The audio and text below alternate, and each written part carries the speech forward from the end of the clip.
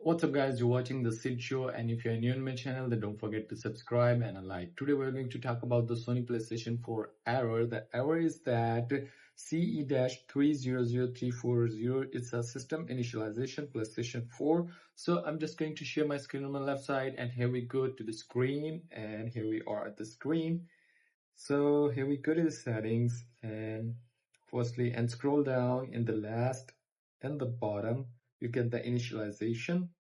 Here we are at the initialization and restore restriction passcode for 0000, and you can restore it and initialize. Here you have the quick initialization. If you do a quick initialization, then the third party will be retrieve the data, something kind of software or something like that. If you want to full, no one can retrieve your data, it's finished. So it's kind of new PS4 again.